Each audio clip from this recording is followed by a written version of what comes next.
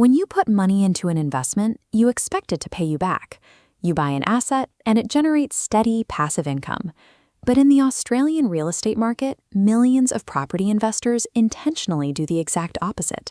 They buy houses and apartments that actually lose them money every single week. To figure out why, we need to look at a concept called gearing.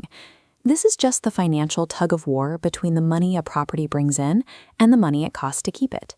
Grasping how that balance works is the absolute first step for anyone looking to build wealth in Australian real estate. Let's look at an investor named Sam.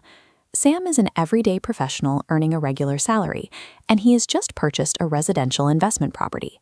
On one side of the ledger, Sam has money coming in. His new tenants pay him a regular rental income throughout the financial year. On the other side, Sam has expenses.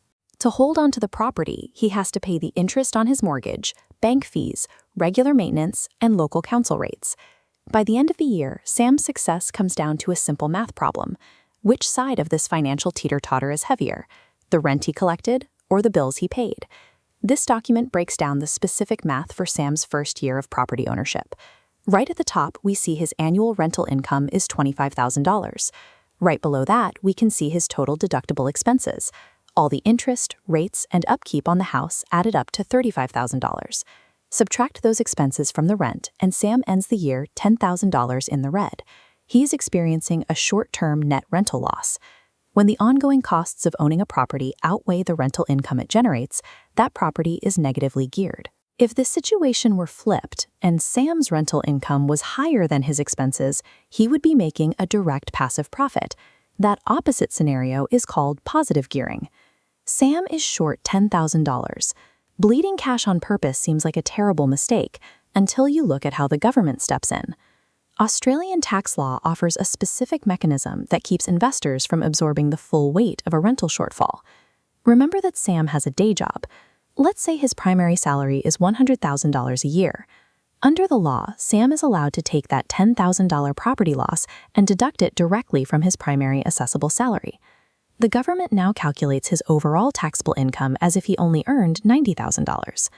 Because his taxable baseline is lower, he owes less income tax, which can result in a significant refund at the end of the year. That tax refund acts as a vital financial cushion. It effectively helps subsidize the out-of-pocket costs of holding on to a property that loses money. Even with a tax refund softening the blow, Sam is still taking a regular loss out of his own pocket.